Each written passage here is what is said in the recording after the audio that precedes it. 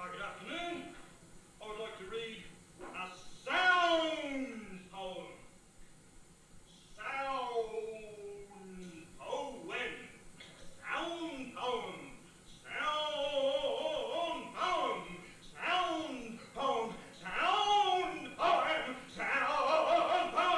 Sound poem. Sound poem. Sound poem.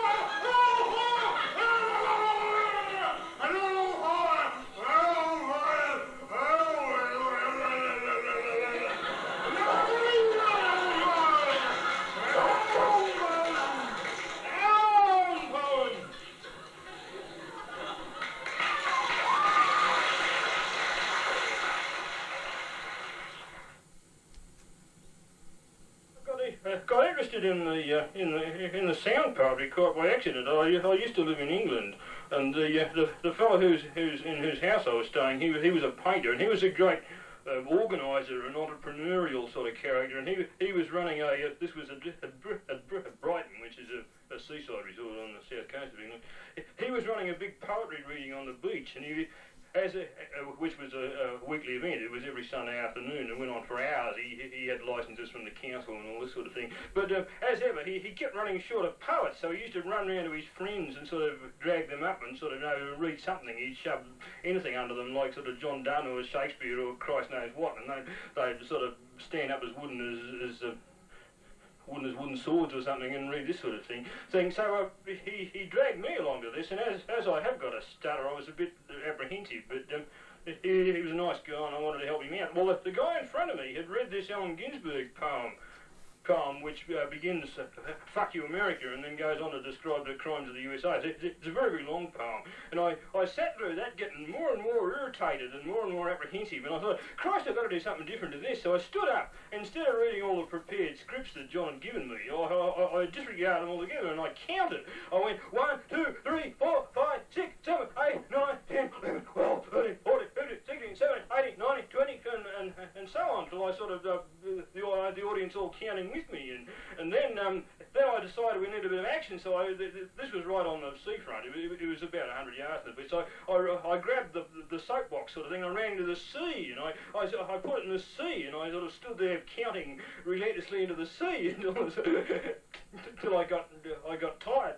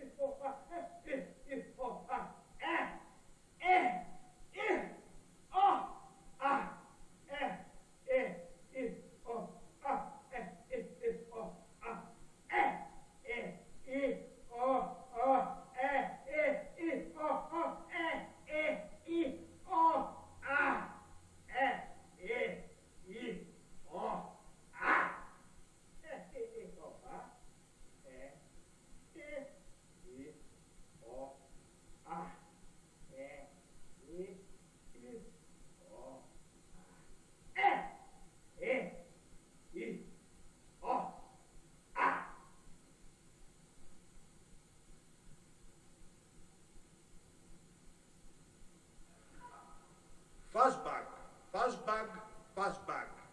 Zag, zap, zat, zack, zat. Buzzbug, buzzbug, buzzbug. Zig, zip, zit, zit, zook. Buzzbug, buzzbug, buzzbug. Zig, zog, zit, zid, zook. Fuzzbug, fuzzbug, fuzzbug. Zog, zop, zot, zod, zook. Fuzzbug, fuzzbug, fuzzbug. Zag, zap, zat, zad, zook. Fuzzbug, fuzzbug, fuzzbug. Zoog, zoot, zoot, zoot,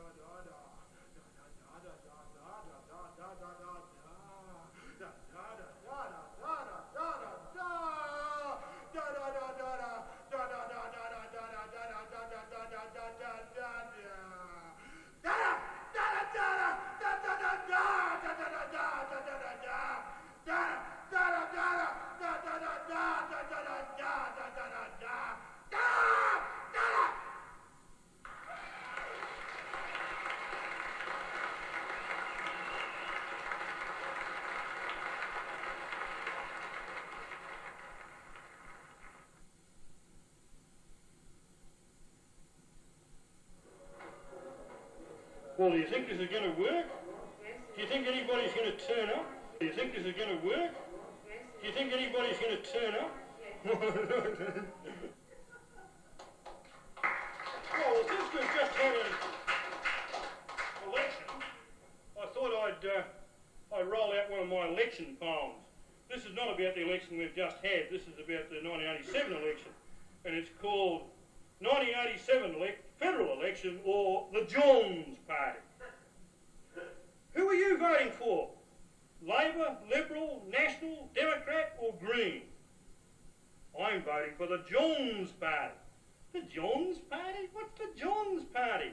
Why, it's the only party that matters. The Jones Party. The party of John Hawke, John Keating, John Singleton, John Howard, John Button, John Kerrin, John Dawkins, John Bowen, John Peacock, John Stone, John Sinclair, Sir John Bjelke-Petersen and his son John, John Kane, John Bannon, John Burke, John Gray, John Unsworth, the successor to Nucky John Rand, John Hatton, Professor John Blaney, John Hewson, John Ruxton of the RSL, John Pinstripe Brown, John Fairfax and Sons, John Murdoch, John Packer, John Bourne, John Spelvins, John Holmes a Court, Dame John Kramer, John Spender, John Woodchip, John Kennett, John Banker, John Financier, John Developer, John Lawyer, John Tax Dodger, John Money Grubber, John Capitalist, John Big Business, John Small Business, John Olsen, John Greiner, John McBean, John Elliott, Dr. John Eggleston, John Hogg, John Loosely,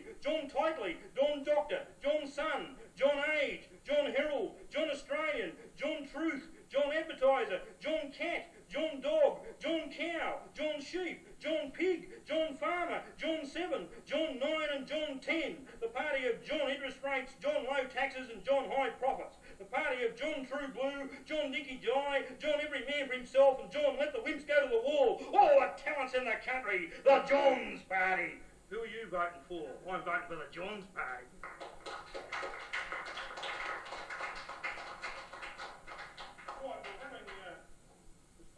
Australian politics, I'm then going to cast myself into the international scene. This one is about the massacres in Beijing in June last year, and it's called Beijing Town. One more, one more, one more, one more, one more, one more, one more, one more, one more, one more, one more, one more, one more, one more, one more, one more, one more, one more, one more bloodstained night in Beijing Town. Deng Xiaoping, he really brings me down, down, down, down, down, down, down, down, down, down, down, down, down, down, down, down. One more, one more, one more, one more, one more bloodstained night in Beijing Town. Deng Xiaoping, he really brings me down, down, down, down, down, down, down, down, down, down, down. More, one more, one more, one more bloodstained night in Beijing Town. Deng Xiaoping, he really brings me down, down, down, down, down, down, down, down, down, down. One more, one more, one more bloodstained night in Beijing Town. Deng Xiaoping, he really brings me down, down, down, down, down, down, down, down. One more bloodstained night in Beijing Town. Deng Xiaoping, he really brings me down. Yeah, well, if you read the Australian Financial Review, you'll know it was all the work of hooligans. I'm a great fan of the Russian prose writer Maxim Gorky, who's not really the big man he was once. Somehow his reputation has taken a dive, but I like him still. Even if Stalin's dead, I still like him. Maxim Gorky in America. In the year 1905, Maxim Gorky and Maria Andreevna went to the United States of America to raise money for the relief of Russian political prisoners and the establishment of democracy in Russia, then ruled by Tsar Nicholas. They were welcomed by all the American friends of freedom, such as Mark Twain, William Dean Howells, Finney Peter Dunn, and Jane Addams. Mark Twain proclaimed, "If we can build a Russian republic to give its persecuted peoples the same freedoms that we enjoy, let us go and do it." And he wrote an anti-autocracy fable, The Tsar's Soliloquy. The New York Sun newspaper praised Gorky to the skies, published a cartoon showing the Statue of Liberty bending down to light Gorky's torch of freedom. Lectures, meetings and banquets were arranged. Gorky spoke with profound emotion at the plight of the Russian Democrats in the grip of the merciless, blundering tyrant. All sorts of compliments were paid to him and to Maria Andreevna, who all thought was Madame Gorky, Beauty and intelligence were thus combined in passionate opposition to injustice. All thinking Americans admired them. Then the Imperial Russian Embassy, getting worried by all this adulation, leaked important facts to the New York Sun, which was picked in any case because Gorky was writing for a rival. Gorky, it seems, was not married to Maria Andreevna. He was legally married to somebody else. The American friends of freedom were shocked. Every one of them drew back. Even Mark Twain, who might have been expected to know better, said that Gorky's efficiency as a persuader was now seriously impaired, if not destroyed, by his violation of certain laws of conduct. The fundraising, banquets, lectures, rallies and meetings were all cancelled.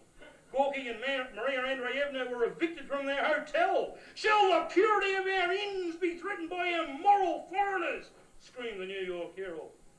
Gorky and Maria Andreevna had to retreat to Canada, where laws and newspapers were different. The liberation of 150 million Russians thus had to be postponed because 2 of them had been caught fucking in America without a licence.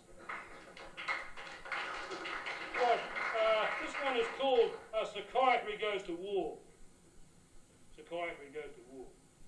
During air raids, people hide because they regard the bombs as phallic symbols.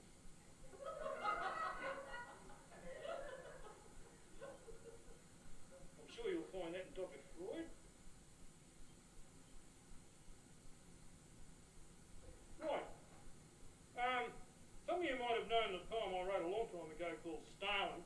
Well, for years I thought that I should write one called Trotsky, but as a tribute to Trotsky, I thought I should not use the same style that I used to write Stalin. So I've written a Trotsky poem in quite a different sort of style, and let's hope sort of Trotsky will be pleased. This is called Leon Trotsky. Who's the leader of the faction made for you and I? Leontrotski, Leon Trotsky, Leon Trotsky, Leon Trotsky, Leon Trotsky, Leon Trotsky. Who's the leader of the faction made for you and I? Leontrotski. Leon Trotsky came to town mounted on the tank. He stuck a feather in his beard and opened up a bank. Who's the leader of the faction made for you and I? Leontrotski. Leon Trotsky sold his cow, it wasn't a solution. Now he's gone to Mexico for the revolution. The leader of the faction made for you and I. Leontrotski. Leon Trotsky, he's come back, proved an arrant coward, afraid to fight the enemy, afraid he'd be devoured. Who's the leader of the faction made for you and I? Leontrotski.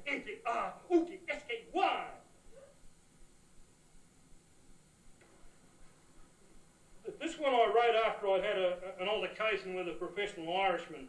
I'm an Irishman myself, as it happens, although family's been here for a bit, but he was going on about our terrific poetic tradition and specifically what a great bloke Yeats was, and I said Yeats was a dickhead and I didn't like him, and he called me all sorts of names, which I won't repeat here, and I was so angry I went away and wrote this poem called After Yeats. After Yeats.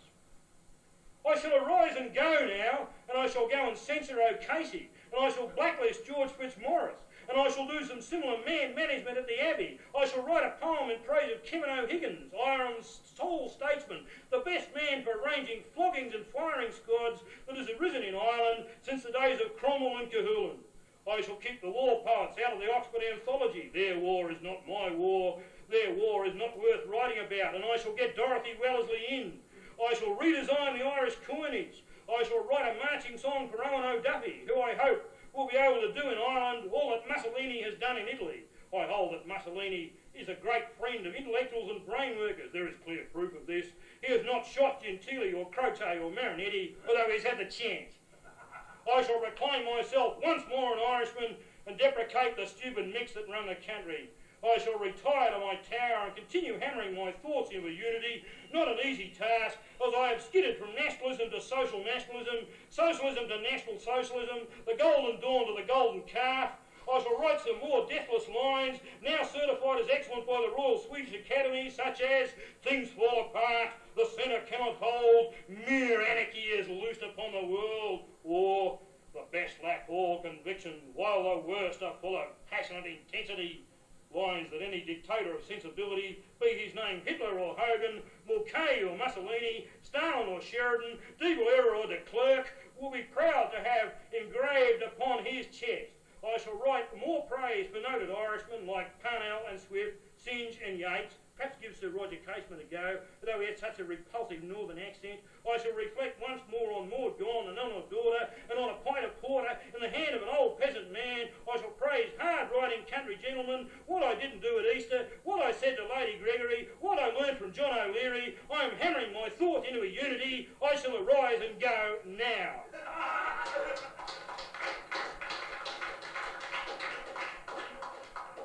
Yeah, well, I come from a similar background to Yates. We're both sort of Church of Ireland prods, and we both come from a long line of greasy till fumblers. Right, this will be the last of mine. This is another one on economics, and it's called Market Forces. A bus is travelling along a mountain road. The road is on the edge of a high cliff. The bus carries 100 passengers. They are rich and can pay. Among them is an economist. He knows the working of market forces. Suddenly the bus swerves and plunges over the cliff. The passengers are terrified, except for the economist. He is not perturbed. He knows the working of market forces. He knows that a busload of anti-gravity belts will instantly materialise in response to the demand that has just been created. Market forces triumph once again.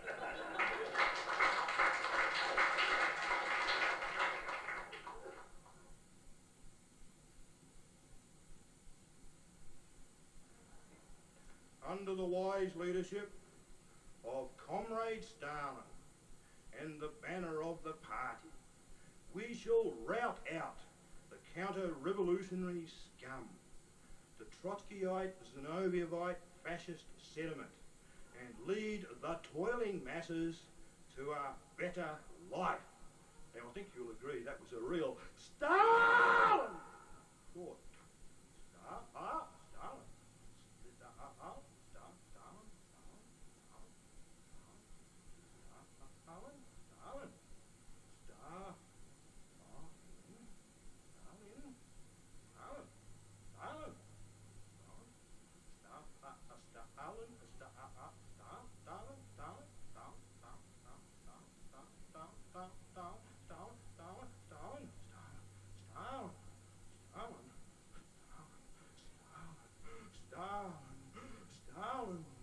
Stalin.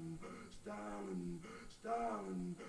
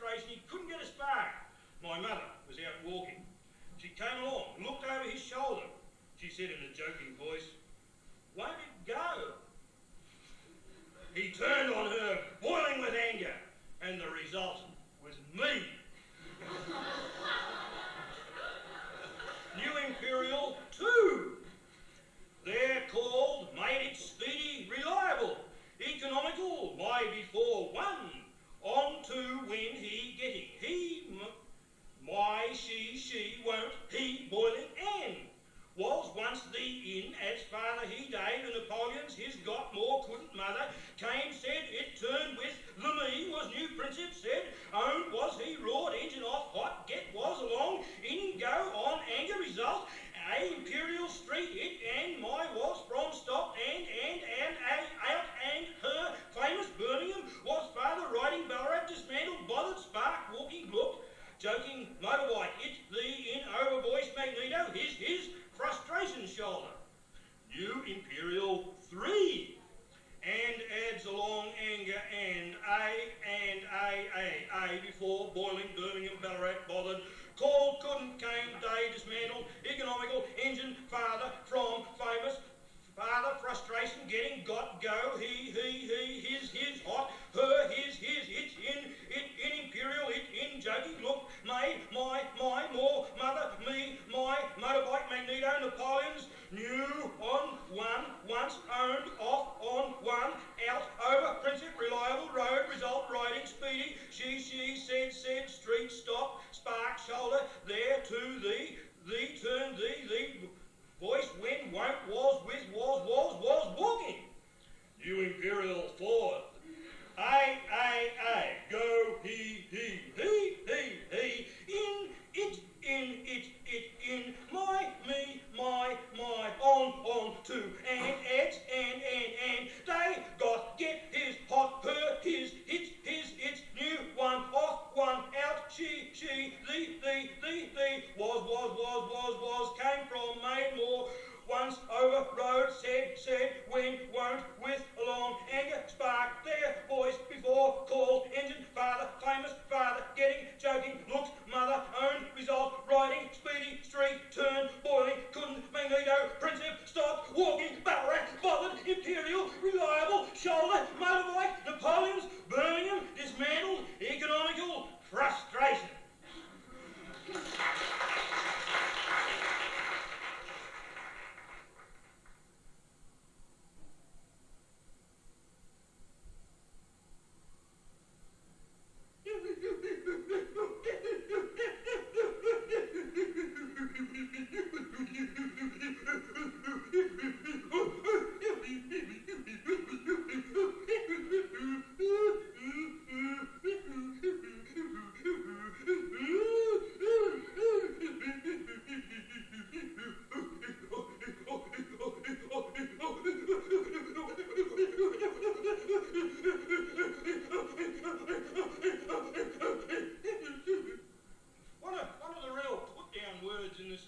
That we live in is lackluster. If you really want to go into somebody, you call them lackluster. Like the ex-football team is lackluster, or the ex-horse ran a lackluster race. Well, I'm making a little effort to resuscitate the word lackluster. L-A-C-K-L-U-S-T-R-E. L-A-C-K-L-U-S-T-R-E. Lackluster.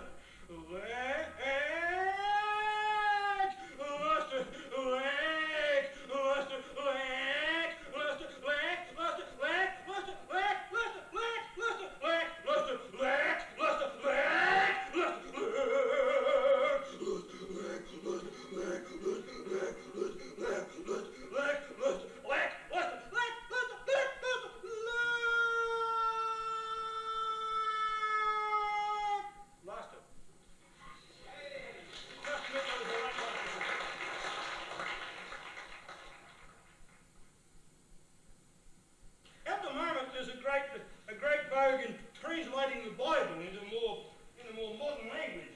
Well, I think most of these things actually haven't been a success because they really translated it into the language of 1890 or something like that. I mean, I have sort of endeavoured to solve this by translating the 23rd Psalm into the language of now, as spoken by your favourite business analyst.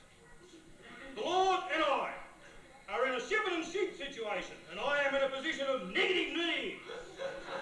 He prostrates me in a greenbelt grazing area. He conducts me directly parallel to non-torrential aqueous liquid. He returns my psychological makeup to original satisfaction levels. He switches me onto a positive behavioural format for maximal prestige of his identity.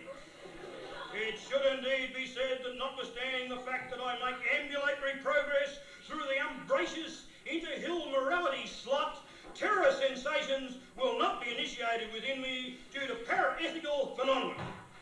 Your pastoral walking aid and quadruped pickup unit introduced into me a pleasurable mood state. You design and produce a nutrient-bearing furniture-type structure in the contents of non-cooperative elements.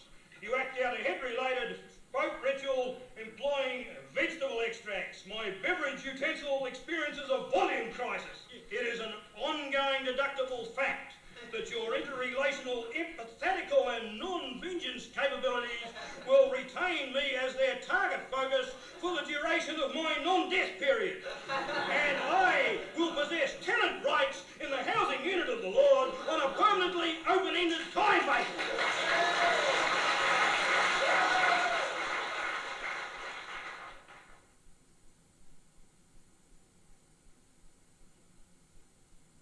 You I sort of regard the character that you create for yourself, the way you express yourself in the poems, as very much a comic character, or a tragicomic character. Very much an underdog who's sort of oppressed by all these sort of right-wing kind of... yeah, well, I sort of see myself as a cynical hermit sort of thing. But there's very strong underlying current of humour in all your poems. Oh, yeah, well, I think that's really the only way in this society that the workers can fight back. I mean, you might hear a lot about strikes, but strikes are pretty rare. Really. Yeah. Really, I mean, you might have one every 5 years or something like that. I mean, the way the worker fights back is with humour, I think. Yeah. I mean, he reduces the boss's obsessions to nonsense by not taking them seriously.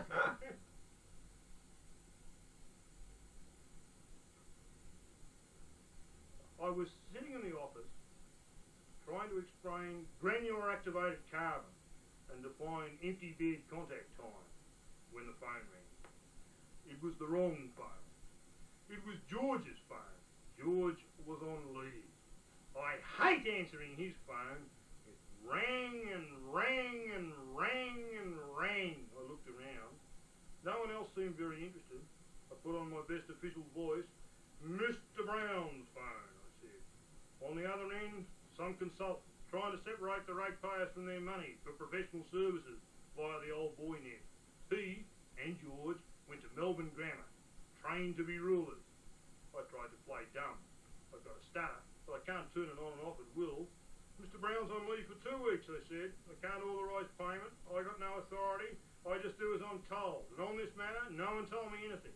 After 10 minutes of feeble argument on these lines, I convinced him that he was wasting time, alias money, and he hung up. I'd done my bit to promote the board's reputation among right-thinking Melbourne Grammar men for blundering inefficiency. I wish the bosses would wear their phones around their own necks instead of around my neck. I went back to empty bed contact time. George's phone rang again, but I wouldn't answer it. The morning of a bullshit artist. When I got to work, Brian and John were arguing about the word spondee and whether it was the same as the word spontoon. They wanted me to arbitrate. Barry wanted to know Lewis Carroll's real name. Ian wanted to know the difference between ethanol and methanol. Bill wanted me to explain Volchart's valve gear for reciprocating steam engines. Yelchy rang me up to ask me what sort of government they have in Turkey. Finally, the boss came dancing out of his office and asked me to explain the term ultra-virus. And none of this had anything to do with work whatsoever. For us fully paid up, card-carrying members of the Federated Union, Bobbers, know-alls, polymaths, smart alecks, bush lawyers and bullshit artists, life wasn't meant to be easy.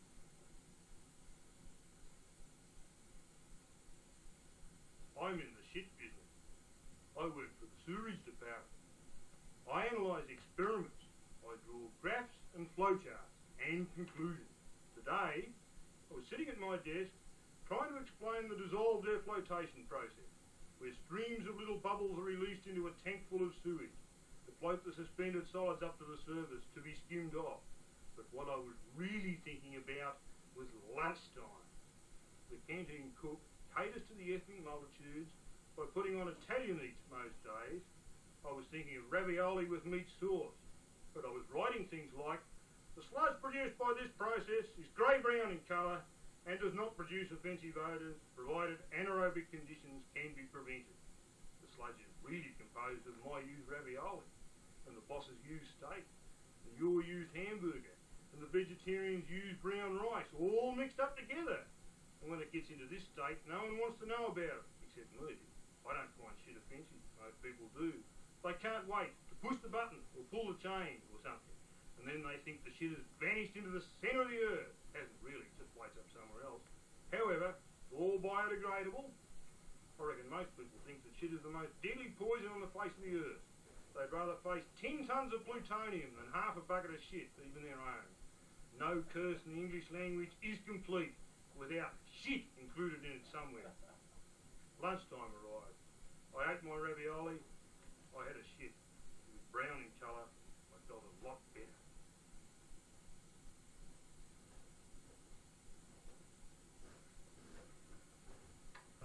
This is a workers' compensation poem. It's called Bruno's Injury. Bruno used to work here. Bruno hurt his back lifting filing cabinets around. He went home and went to bed. Next day, he felt worse. He called in the doctor. He got a certificate saying he'd been seriously injured and was incapacitated. He put in for workers' compo. Time passed. One Sunday morning, the insurance company sent private detectives to check out this case, and using all the resources of modern technology, they took a film of poor old Bruno, mowing his lawn and washing his car. With this film in their possession, Bruno couldn't get anywhere with 50 doctor certificates. He lost his case. All this was quoted to us as a warning if we ever made similar claims. I don't know what happened to Bruno. This one's called My Brother at the Dole Office. My brother Mick didn't get his dole check. There'd been a mix-up in the system at the dole office. He was asked to identify himself. He had his bank book. That wasn't acceptable. He might have stolen it. One of the blokes behind the counter went to school with him. He said he'd identify him. That wasn't good enough. They might be in collusion. He was told they'd accept a baptismal certificate. He's an atheist and comes from an atheist family. He'd never been baptised. He probably never will be. He never had a job either. Only slave labour like fruit picking. I guess our rulers, like Guilfoyle, Minister for Insecurity, Viner, Minister for Sacking, Street, Minister for Starting Strikes, all come equipped with baptismal certificates, all have stolen bank books and are in collusion with people who matter. That's the sort of activities that they'd understand. Mick didn't get his dole money. He lived with his mother. She's on a widow's pension. He passed his HSC. That didn't do him any good. Mr. Howard failed mathematics when he was at the university. That's why he's treasurer. He can't count the cost. Mick's got a beard and a golden earring. He's already going bald at 19. He doesn't look normal. He's not easy to get on with. He's only a statistic waiting to be exterminated. Though, if he'd inherited a sheep station or an asbestos mine, or been a tangible success of some sort, in a way that could be measured by cost-benefit analysis, they'd all love him, because that would show enterprise. If you want to avoid being a dole bludger, be sure you pick your parents carefully. Learn to cheat and steal. Never tell the truth if you can think of a good lie, and try hard to look like everyone else. This isn't a very hopeful story. Seems to be no solution to all that don't seem normal. All governments behave like this, whether they're Fraser or the Petrograd Soviet or Richard the Lionheart. Success is all they care about. I don't have any answers. This one is called Noisy Incident. Last Sunday, I got on the train at Box Hill. I've been visiting my mother. I sat down, I got out a book to read. It was called Black Years, Red Years. It was about anarchism in Spain. A Christian also got on, carrying a large Bible.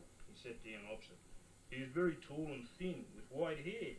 He was incredibly clean looking. It was almost as if he'd passed through a car wash. He looked at me. I'm fat, bald, bearded and dirty. He looked at the black and red cover of my book. He looked at the magic word anarchism on the cover. He spoke in a resounding pulpit voice. He said, "Excuse me, are you a success?" I looked at him. I thought for a moment. Fucking hell, I thought. I don't want 20 minutes of dialectical argument with this character on the anarchist attitude of virgin birth or some such. I must do something very spectacular. I opened my mouth. Yes! I shouted in my loudest voice. The force of the sound wave nearly knocked him over. He looked incredibly crestfallen. I went back to reading. He looked out the window. I read about how it was so terribly wrong for the anarchists to have burned so many churches in Spain. Intolerant atavism, the author called it. I wasn't so sure about that at all. I live in Richmond. In the street where I live, which is very narrow, there's a big old wooden house surrounded by a high fence. No one seems to live in it. Backs out onto a fancy restaurant in the next street. The fancy restaurant used to be a clothing factory. Before that it was a cheap supermarket. The proprietors of the restaurant wanted to demolish the old house and turn the space into a car park for their expected patrons from the outer suburbs. That's the future of Richmond, I guess. All the stupid inhabitants like me who are in the way of private enterprise will be turned out of our houses, which will be demolished to make car parks to keep the rich happy. And if the rich are happy, who could ask for anything more? I think it's fairly important that poets sort of read and write love poems. So I've got a whole succession of love poems. They're all rather short. There's 6 of them all together. So they're all written at rather different times. There's about sort of 10 years between the first one and the last one. So it kind of be a little illustration about how my thinking's changed about love and sex and lust and all that sort of stuff. The first one is called Presentation. I surprised you when your lover was giving you a beautiful diamond. However, it was not a diamond, it was a book. Despite this, it wasn't your lover, it was me. And I gave you a concrete mixer. A concrete mixer filled with all the colours of the rainbow. This one is called Alphabet Action. When 1 fucked 0, the spheres embraced the cubes, integers held their breath, holding the hands of the logarithms, while the death-fractured fractions submerged between silent decimals. When B was fucked by A, the paragraphs caught fire, the commas held their breath, holding their necks in the catenary arc, and the death-fractured alphabet vanished into the arms of the silent question mark. This one is called Exorcism in 1972. I once said to Anne, the woman I was living with, I always wanted to be a woman, really. I reckon I would have done much the same sort of things, but I would have had a lot more fun doing it. But she said to me, what makes you think you would have been able to do them? I didn't have an answer to that. This one is called Poets Are Not Good Lovers. Poets are not good lovers. They find it hard to enjoy what they're doing. They're always thinking about how they're going to end it.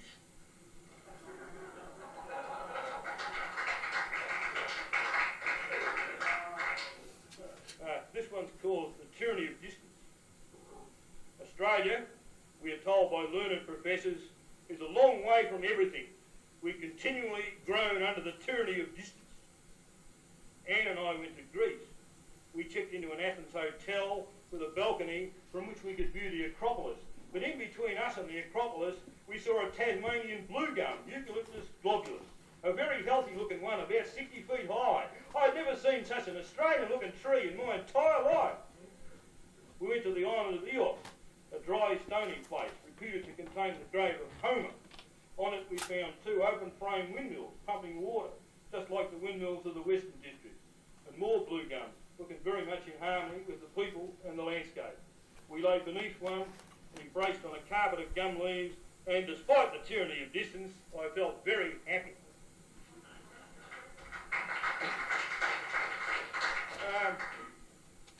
Professor Blaney and I come from the same town. I knew him long before he was famous. He was a pain in the neck then, and he hasn't got his best. This one's called Doing It the Lesbian Way. This is the last one I spoke on. After many years apart, I met Anne again. She was a lesbian now. We lay in bed, naked and touching.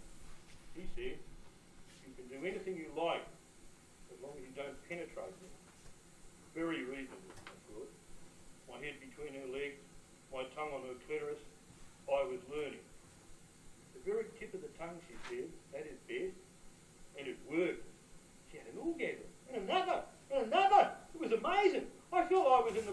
something truly incredible, something capable of overthrowing all the repressive forces in all the world.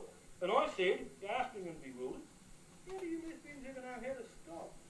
And she said, quietly, sometimes you don't.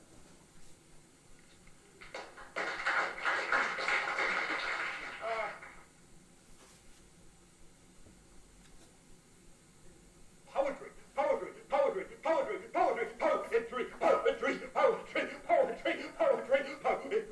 poetry, poetry, poetry, poetry, poetry, poetry, poetry,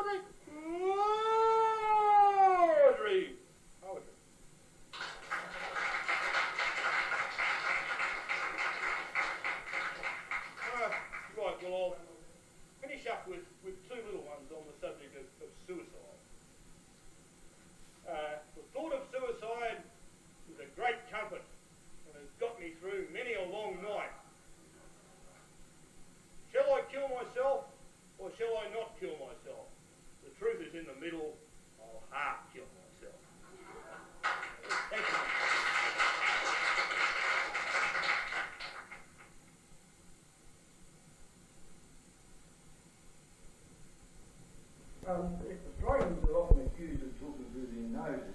Well, this is not perhaps such a bad thing to sound poetry. I've written a little poem in which I keep my mouth shut all through it, and I call it Ned Nasal after Australia's greatest outlaw. Ned Nasal.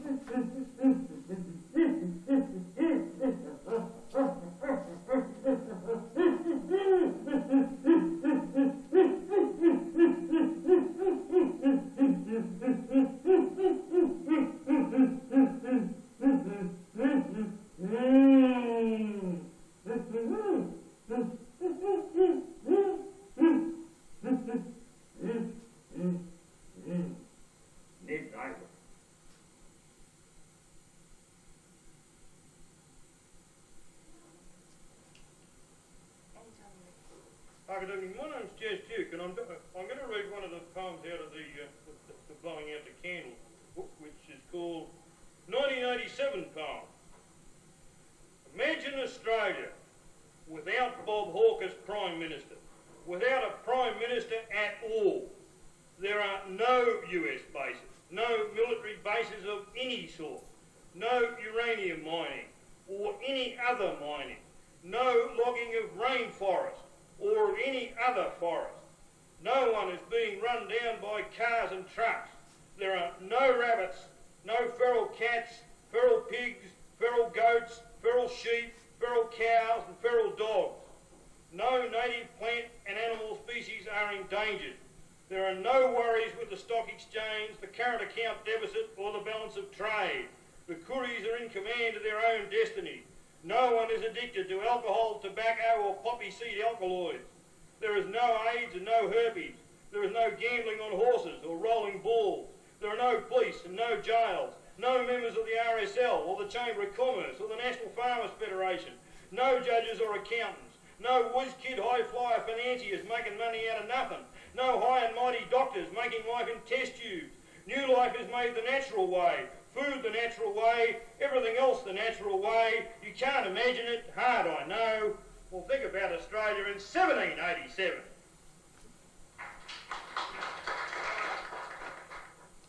I wrote this one when the 150 years of Victoria thing was on, but I think it'll serve just as well for the bicentennial book. This is called Happy Birthday Australia.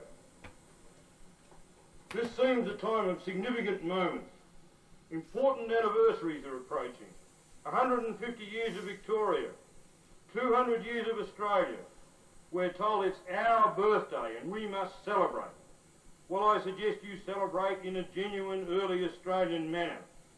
You should get yourself a flag. It can be any design you like. You should attach your flag to a pole. You should wander around until you find some land that you really like the look of. Then you should put your flagpole in the ground and say in a loud and official voice, I claim this land for my king, or my queen, or my president, or my company, or myself. Take absolutely no notice of the people who live on this land. If they object too much, kill them. That's the genuine early Australian way to celebrate. Have a happy birthday.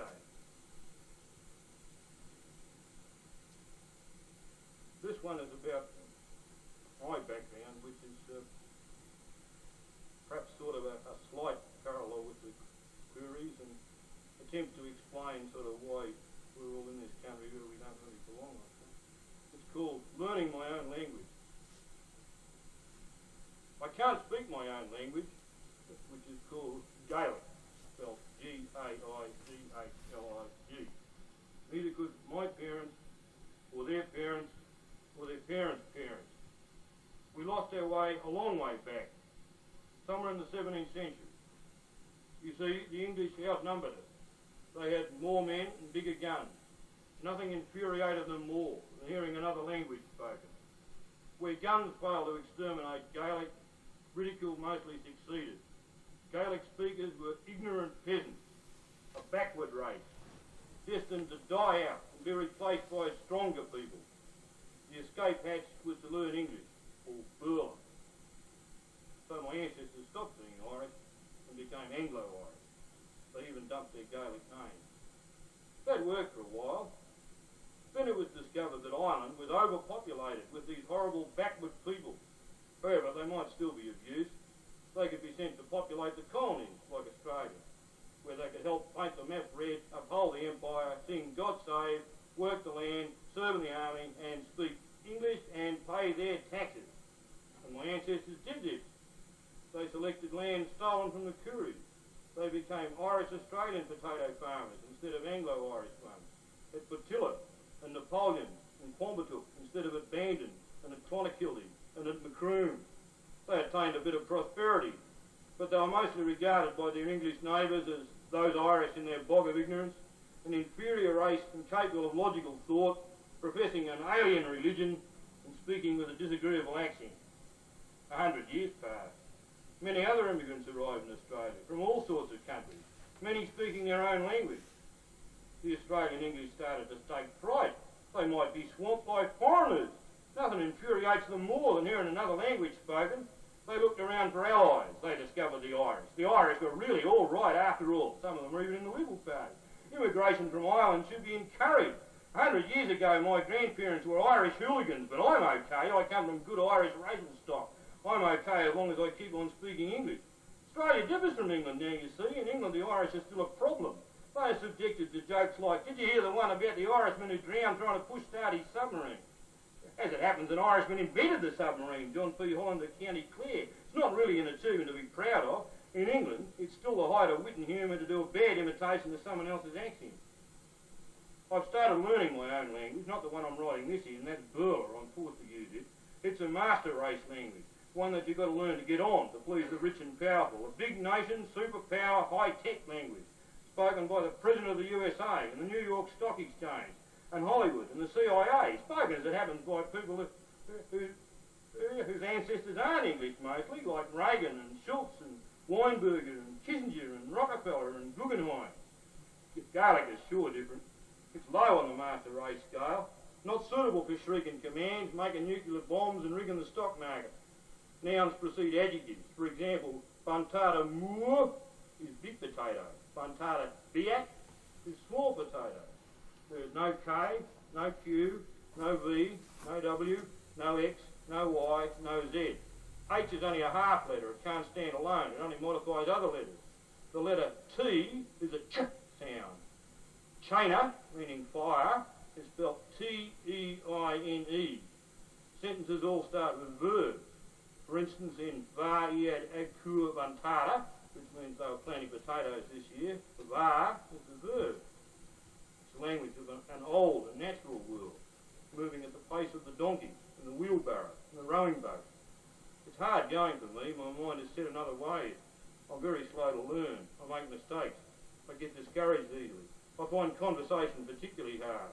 I have to think of what I want to say in Burla and then translate it into Gaelic. People tell me it's a waste of time, a dead language. No earthly use to anyone, especially me. I'm a sort of scientist, as it happens, grappling with the chemistry of water and sewerage. I missed out on potato farming. It's probably been turned into agri-business, only suitable for people speaking English. No food for the hungry.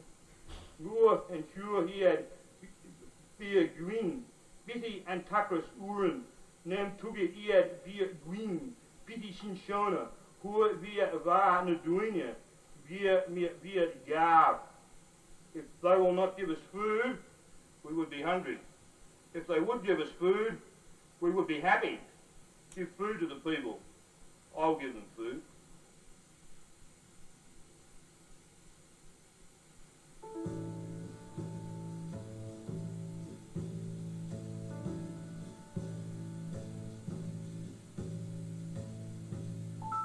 California was not the centre of the world, the home of Hollywood, Silicon Valley and innovation, the prototype of every new human action. California was a quiet, unimportant place, still in the hands of the Indians. Colonialism only had a toehold. There was a Spanish governor at Monterey, tiny settlements at San Diego, San Francisco and other places. The Spanish commandant at San Francisco in 1806 was Don Luis Arguello. He had his family with him at his tiny outpost, including his beautiful 16-year-old daughter Concepta, who all called Concha. Intelligent, ambitious and quick-witted, the pride of this distant quiet place, the pride of a tiny garrison and a tiny mission of Franciscans at the very edge of the earth.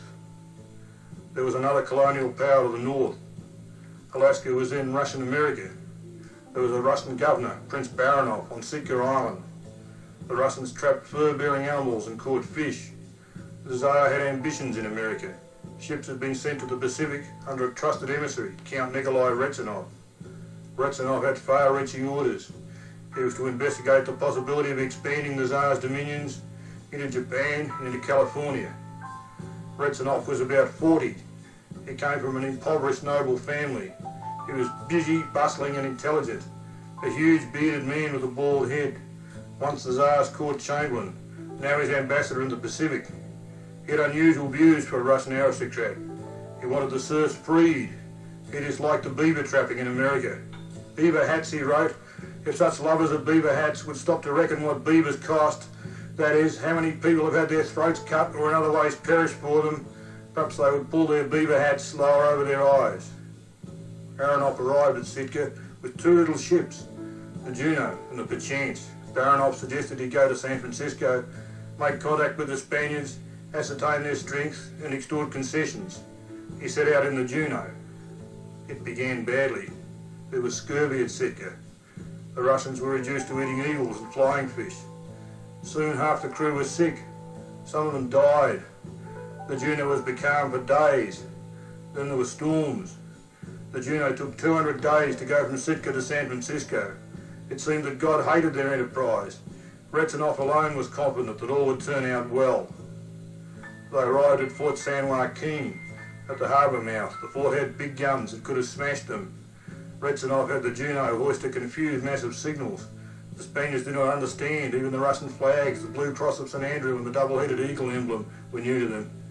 The Juno ran past the fort without a shot being fired. Retzenov and his boat's crew dressed in their most impressive uniforms and rowed to the wharf. Arguello was there with his troops. He only had 30 men. They made the most impressive show they could with pistols, muskets and swords. The big Russian and the little Spaniard faced each other. They spoke in their most impressive voices about their great masters and the mighty empires their great masters ruled. Then they both realised that neither understood what the other was saying and burst out laughing. Interpreters were sent for. The surgeon on the Juno was a Baltic German, Otto Langsdorff from Latvia. He spoke Latin. So did the Franciscan friars of San Francisco. They communicated in the language of Cicero and Ovid. Langsdorff said that here was the vanguard of the mighty empire of the Tsar of all the Russias. The Franciscan said that here were the minions of that mighty monarch, His Most Catholic Majesty, the King of Spain. A ceremonial banquet was arranged. Arguello presented his family, and Concha met Count Nikolai Retzenov. After 5 minutes they were in love. She was beautiful, graceful, and admiring, impressed but not overawed. He was bald and bearded, jovial and masterful, more like a bear than a man, the prince of a far country, strange, remote, and inaccessible, and once in love, they were in love forever. The Juno carried a variety of goods to be given as presents to notables. Retzenov gave them to Concha. She particularly liked the Russian garnets. Captain Davidiov of the Juno was in despair. It was as if he was marooned in this strange alien country, while his brilliant chief made foolish love to a girl young enough to be his daughter, showering her with his presents of furs and garnets. Discipline was collapsing amongst his crew. They mingled freely with the Spanish soldiers and settlers. Every night the notes of the Russian balalaikas mingled with those of the Spanish guitars, as the Spaniards learned to dance the Kazachak and the Russians learned to dance the Borrego. Retzenov proposed marriage to Concha. She, and her mother and father, was delighted. But the Franciscans pointed out a difficulty. Concha was a good Catholic, Retzenov a Russian schismatic. The Franciscans would consent to a formal betrothal, but before there could be a marriage, there must be a dispensation from the Pope. At this impasse, Retzenov conceived a global plan. He would return to Russia. He would obtain an audience with the Tsar. He would persuade the Tsar to send him on a mission to the West. He would go to Rome and see the Pope. He would go to Madrid and see the King of Spain. He would obtain dispensations and concessions, and he would achieve the things he most desired, a Russian California and permission to marry Concha. Now there was no time to lose. The Juno was prepared to sea. At the end of March 1807, at a last meeting with Concha, Retzenov wrapped a lace shawl around her shoulders and kissed her on the forehead. He thought he would be away 2 years. She was prepared to wait. They had known each other for no more than 6 weeks. Retzenov did not reach Madrid. He did not reach Rome or St. Petersburg. He did not even reach Moscow. At Sitka, in Alaska, he fell ill. His friend Baranov, governor of Russian America, urged him to rest, but he would not. He was impatient now. He sailed to Petropavlovsk. He set out on his overland journey. He drove his sledge relentlessly across Siberia. In the snow and cold, his health collapsed completely. On June the 1st, 1807, the town of Krasnoyarsk, far, far from everywhere, Count Nikolai Retzenov died. He had written an official report at Sitka, but in it, there was no mention of Concha. No word came to her from Russia. No word came to her that he was dead. Day after day, week after week, year after year, Concha stood on the beach at San Francisco, staring out to sea, waiting for the Russian ships, waiting for the blue cross of St Andrew, waiting for the double-headed eagle, waiting for Count Nikolai Retzenov. Time passed. The Franciscans released her from her betrothal vows. It made no difference. Other suitors sought her hand in marriage. She rejected them all, and still she waited. Much happened in the outside world. The French invaded Spain, were driven out again. Napoleon and his empire fell. Latin America rose in revolt. In Mexico and California, the King of Spain gave way to the Emperor Turbidity. The Empire of Iturbide gave way to the Republic of General Santa Anna. And still Concha waited. No one came. She became a nun. In all, she waited 34 years. Her constancy became a legend all over Latin America. But in 1841, an English fleet reached the coast of California. The commander, Admiral Simpson, obtained an audience with Concha. He told her that Retzenov was dead, that he had died long ago. In Siberia, at Krasnoyarsk, Simpson wrote afterwards that Concha did not seem surprised. that she knew that only some incident could have prevented Retzinov's return. She lived on and on. The rule of the Mexican Republic gave way to that of the USA. Gold was discovered. California became incredibly rich. Railroads bounded to the rest of the USA. The population rose by millions. She lived through the age of Lincoln. She lived through the age of Grant. Finally she died, an old woman, still with her Russian garments, still with her lace shawl, the last survivor of Spanish California, Mother Superior of the Convent of Our Lady of Siena. I first heard this story in 1954. It was in a book my father gave me as a Christmas present. I was 15 then, much the same age as Concha Arguello when she first met Count Nikolai Retzinov. This story's been gnawing at me all that time, while Concha lies in San Francisco and Retzinov at Krasnoyarsk. I identified with them. That's the power of these false ideas of love and marriage and religious approval over human hearts and minds. I still identify with them. Which one of them am I?